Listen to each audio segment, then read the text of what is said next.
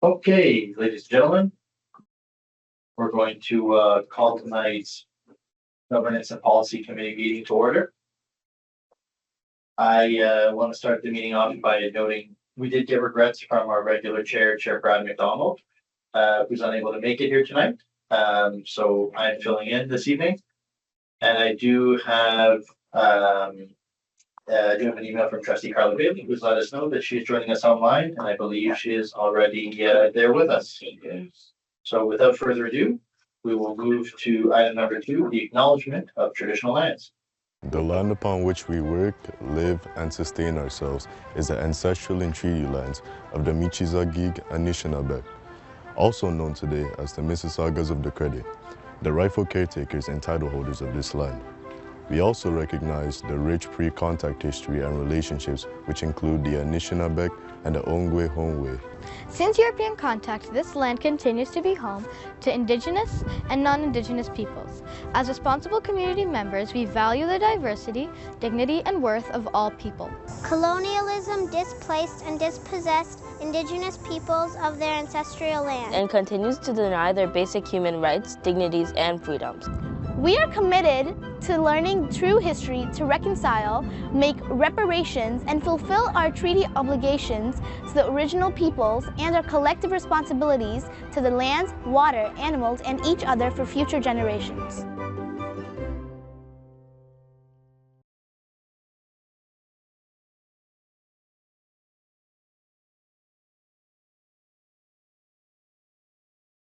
Awesome. We're going to move ahead to approval of tonight's agenda. If I could get a mover and a seconder, we'll have Trustee Will Davies move and Trustee Jill Promoli second. Number 4, declarations of conflict of interest. We'll give folks a couple seconds. Okay, not seeing any. Item number 5, approval of the minutes. This is 5.1, Governance and Policy Committee meeting from June 11th, 2025. Can I please get a mover and a seconder? Okay, I'll do Trustee Jeffrey Clark and seconded by Trustee Carla Bailey. Thank you.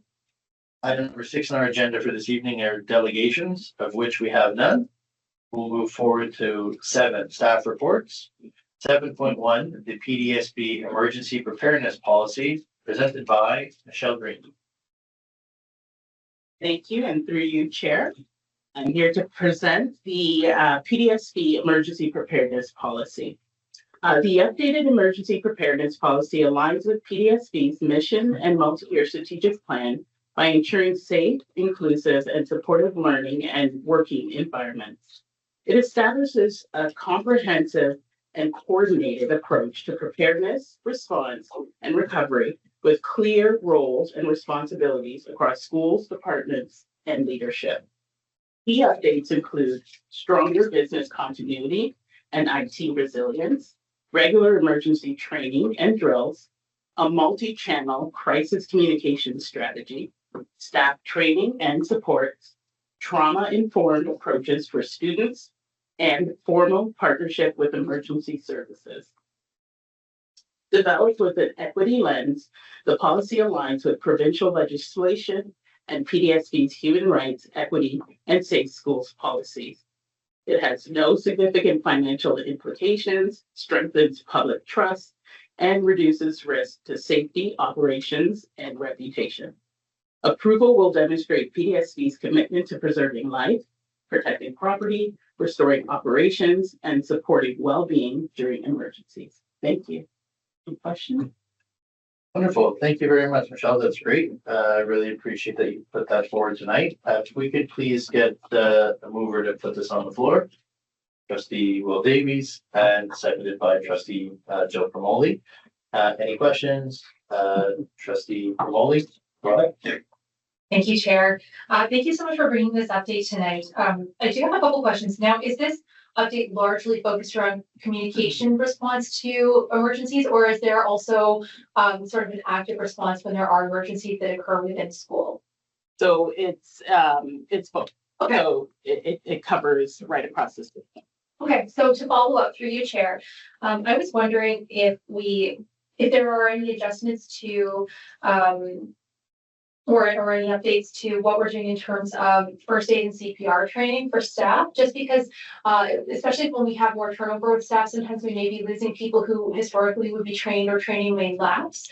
And so I'm curious about that. I'm someone who has had a great deal of first aid training. And so it's something where you hope you never have to use it, but you feel very fortunate that if an emergency pops up, then you're lucky to have it. And I have actually used my first aid training far more than I would ever expected to. So I'm curious if we have what the numbers sort of look like for school, how many trained staff we have on site at any given time if there were an emergency where somebody needs to respond before first aid services can come in. And I'm also curious about the possibility of putting naloxone in schools in case there were an event where that would be something that would be a quick response that could make a really big difference really quickly. So I will have to defer to my colleagues on the line. Sorry. Through you, Chair. Yeah, no problem at all. Thank you. I'm actually going to defer this to our legal governance officer. Sure.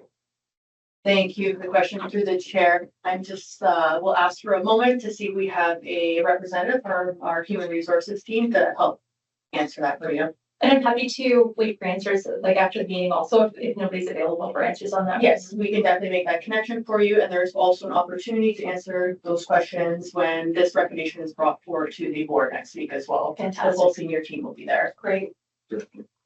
So not seeing anyone online, perhaps we can have the question recorded for staff to bring back a response for when this goes to open session. Great. Do you have any questions? No, that's everything. Thank you, Michelle, and thank you, Chair.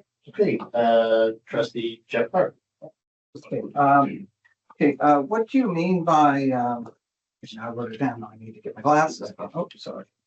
Sorry, thank you through you, Chair. You mentioned formal partnership with emergency services, I believe. What does that look like? Through you, Chair, I will refer to Michelle Stebbings, who's on the line.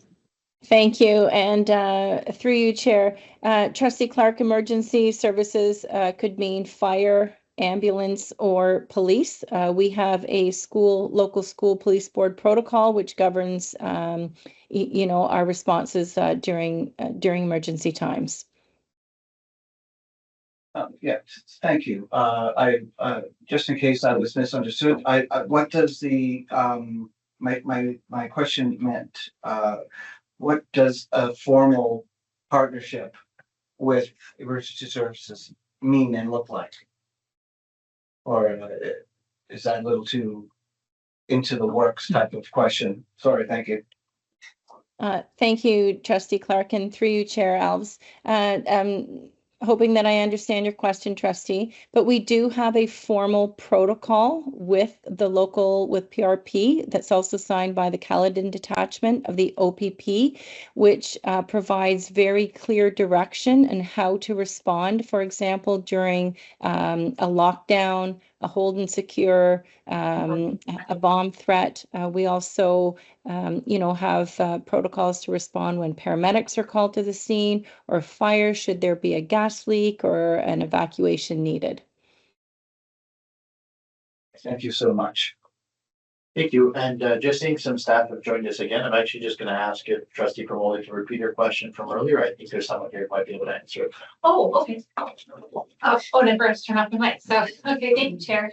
So I was wondering, looking to 3.1 and 3.2 in the policy, if we could get an update about if there are specific requirements about how many staff we expect to have in each school who would be trained in first aid and CPR. Just recognizing that we do, often see our staff shift around. So having people who are available to react in an emergency before emergency services can get there, I know what a big difference it can make. So I'm curious what that minimum number might look like, if there is a minimum number, and anyway, but I'm also curious about the possibility of putting naloxone in schools, just so that we have something that's on site if there were the eventuality of an overdose happening on site. So that we have something that's there, recognizing that sometimes emergency vehicles can't get there very quickly. So through you, Chair, thank you for that question. And certainly we wouldn't be compliant if we didn't have trained staff under the Ontario Health and Safety Act.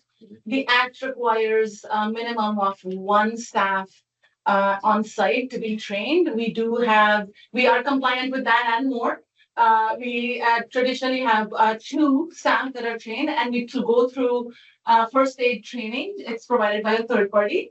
And every year the pursuit is, let's say, for instance, if their staff changes or someone leaves who was first aid trained, we have a yearly plan of renewing that first aid as and when it's required, training at the school. Through you, Chair, can I ask if we have evaluated whether two is sufficient, recognizing that people get sick and our schools are actually quite large, and recognizing how quickly an emergency can become, sometimes it's seconds that make a difference. And so having more people on site who are available and able to step in, and also recognizing that when we're looking at something like CPR, if you're waiting for an ambulance, and I have been in this position waiting for an ambulance that takes too long to get there, you need multiple people who are able to act in the moment, because one person cannot maintain CPR long enough on their own. You need an additional person there. And so I'm curious if you've ever reevaluated whether, like, I understand one is the standard, but our plants are quite large. And I wonder if it might make sense to look at that. And I do recognize that that comes with additional resources needed, but I also recognize that that may make a difference in a moment. Certainly, thank you for that question. And I think any decision making is driven by data, and certainly data based on events and how those are managed. If the data does present itself that there is a requirement for more, certainly we'll be coming back, and certainly through the budget committee, asking for more resources, because it will come at a cost, release time and so forth. But thus far, not having exact data, once I can just take it back and review, and if the data presents itself, we're certainly happy to take a look at that.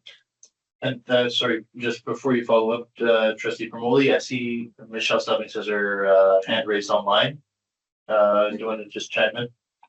Yes, thank you, Trustee Ellis. I just wanted to respond to the question around naloxone. I apologize, I didn't quite understand the word when I initially heard it. Currently, schools do not have naloxone kits, and neither teachers nor administrators have training on administering naloxone. So, currently it's not a policy or procedure at the board. If there was to be an overdose situation, then 911 is to be called, and the police and paramedics have the ability to administer naloxone. I appreciate that minutes count in an overdose situation, but our staff are not trained. They're not in a position to administer this level of health care to staff or students at this time. Okay, thank you, Superintendent Stubbings. I would love to talk with you further about that, just because I think it's an important conversation, but we can do that outside the meeting also, but I really do appreciate that information. Just one more question. When we're talking about data to understand whether it's justified to increase the number of people who are trained in a school when it comes to first aid and CPR, what would that look like? Like what sort of information are we looking at needing to increase that level of training within a school? What would you need to see?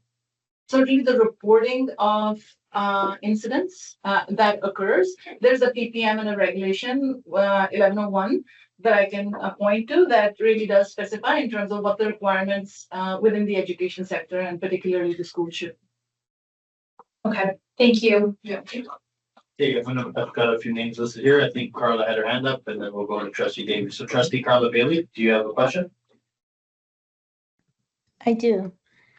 Through your chair, my question is, in the flow of communication in this plan here, first of all, great plan, but in terms of communication, I'm noticing that there are several roles. When it comes down to the roles and responsibility, there are several people that are responsible for communicating. So when you look under the Board of Trustees, it says trustees are responsible for understanding and communicating with the members of the PDSP community, but then the chair is responsible, or their designate is responsible for acting as spokesperson during the emergencies, but the director is also responsible. Communications, but then also down further below, superintendents and principals are responsible for acting as spokesperson for their schools, specifically during emergency. Is there a communication plan somewhere? I looked down below for reference documents, and there was no document for communication. Thanks for the question, Carl. I'm asking if I do also have a follow-up. Sure. Thank you, Trustee Billing, and through you, Chair. There isn't a plan attached to this. However, there are existing procedures around communication, and we will be building out a crisis plan or issues plan as well to support this policy. With regards to the number of folks who are spokespersons, you have to look at it individually. So what it's saying is the chair or designate can be a spokesperson in an emergency situation. Communications can be a spokesperson. The director or a designate can be a spokesperson, and then at a school site, the principal or superintendent can be the spokesperson. So it's not that we're all talking about the same thing. It just depends on where the request comes in.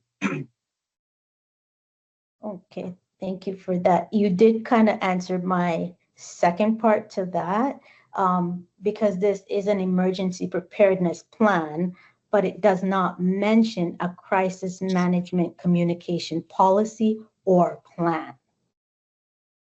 So when can we expect that plan or policy?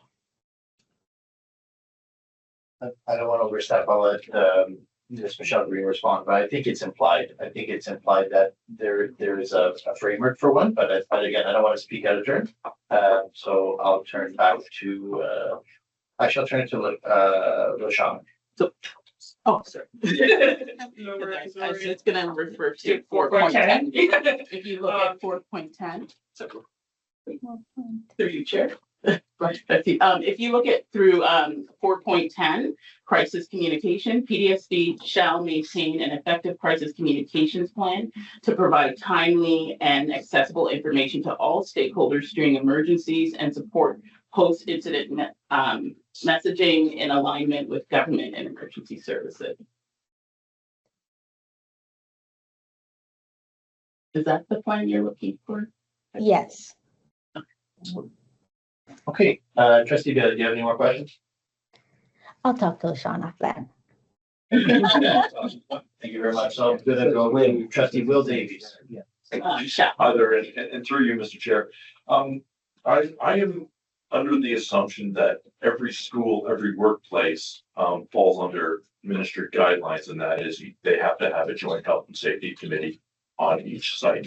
So that puts my mind at ease. That's for sure. That's I started with joint health and safety 30 years ago. So I understand now that as long as each place has their own joint health and safety committee, I think as long as we follow ministry guidelines, it should be okay here. Thank you for that question, Trustee Davies, and through you, Trustee Alves.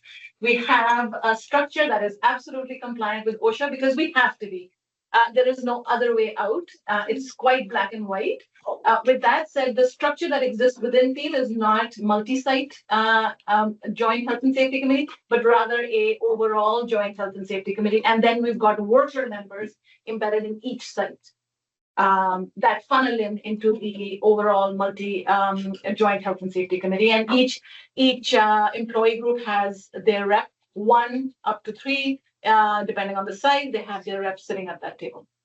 That is fantastic, because I know that a lot of this work is done by the joint health and safety committee, and they always err on the side of caution. So I'm very put at ease. Thank you very much. Thank you. Okay, trustees, I think now that we've had all of our questions on the report, I'd like to thank Ms. Michelle Green, our Senior Manager of Communications and Public Engagement, and we'll take it to a vote. All those in favor? And so passes. Okay, folks, with that settled, we're gonna head on to 7.2. This is the trustee honorarium policy, trustee honoraria policy for 2025 to 2026. This will be presented by Jasmine Borkovic, our governance officer. Thank you, and through you, Chair. Tonight I'm presenting you with the annual trustee honorarium report. This is an annual report that is due by October 15th. And it focuses on the trustee honorarium policy. The policy pertains to the honorarium for board members for the period of November 15th, 2025 to November 14th, 2026. This also includes a revision to reflect updated enrollment numbers as per Ontario Regulation 35706. This regulation sets out the method for calculating the honorarium. The base honorarium amounts are set with additional honorarium for positions like chair and vice chair and are adjusted according to regulations. The revised policy attached will replace the previous year's policy upon approval and will be published on internal and external PDSB platforms. Last year's policy has also been attached so you can see the comparison. There's a slight decrease. And moreover, it ensures compliance with established legislation and outlines the financial structure supporting trustee roles. Thank you very much. We just need some folks to put this a motion on the floor to have this before us in a seconder. So we'll do trustee Jeff Ramoli, trustee Will Davies. Thank you for doing that for me today. Okay, questions, concerns? Alrighty, awesome. Okay, all in favor of receipts? Favor of a pay cut, yes. There we go. We work very hard and you know, it's less every year, but that's okay. I've always wanted it to be for students in your ward, so I get a huge raise, but nobody ever goes for it. It's 11 to 1 every year. No such luck, Mr. Davies. So we're gonna move to section 7.3. This is the last of the staff reports for this evening. This is the policy management program policy review schedule 2025-2026, presented by Mrs. LaShawna Murphy. Thank you, and through you, Chair. Tonight, I'm providing for information the 2025-2026 policy review schedule. Annually, our team develops a work plan that identifies policies for development or review based on the policy review cycle, board priorities, legislative changes, policy gaps, and emerging issues. In June of the previous school year, this work plan and associated resources are communicated to each responsible office to start the policy development and review process. This process includes establishing a committee, setting the strategic direction of a policy, conducting an environmental scan of related school board policies and best practices, drafting the policy, facilitating consultations, and making any necessary revisions. This process remains flexible and responsive to the system needs and priorities as we continue through the school year. Once we've completed these steps, the policies are recommended for approval at this table. And following board approval, the policies are made available on both our internal and external sites and communicated through existing communication memos, whether that be through like system leadership memos or things internally. This year, there are 27 policies for review or development. And as we look ahead to the school year, we remain dedicated to accomplishing these tasks. Thank you, and happy to take any questions at this time. Thank you very much for that presentation. I'm going to ask my colleagues to put this on the floor into second. Trustee Jeffrey Clark, put it on the floor, and seconder, Trustee Jeff Ramoli. Thank you so much. Okay, questions from my colleagues around the room? Questions from people online? Going once, going twice? You gotta love a really, Trustee Carla Bailey, I was gonna say, you were so well presented, you had no questions, such a fulsome report, but there's no problem at all. Trustee Carla Bailey, the floor is yours.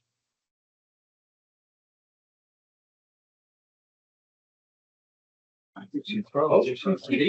Trustee Carla Bailey may have frozen, so we'll just give her a couple seconds here to see if she comes back online. Her question was that good. Yeah. Sure. When she freezes, she looks fine. When I freeze. Okay. I don't want to hold us up, so perhaps trustee Carly Bailey can email a question in and we'll look out for that. So thank you very much. Okay, so we do have to vote on this. So with trustee Carly Bailey no longer, she's still with us? She's back. Are you back, trustee Bailey? And with her not here, do we lose form? No, we do not. No, we're still at it. We got board. Okay, so we'll move this to a vote and trustee Bailey will present her questions when her technical difficulties are sorted. Yep. All those in favor of receipt? And so passes. Thank you very much. Thank you, Lashana. Great presentation. Okay, that said, we move to section 8 for communications, of which we have received none. 9 motions, we have received none. Moving through to section 10, notices of motion, we have none. And last but not least, 11, we have motion for adjournment. Trustee Davies, trustee Joe Promoli, thank you so much. Ladies and gentlemen, this concludes tonight's governance and policy meeting. Have a good evening.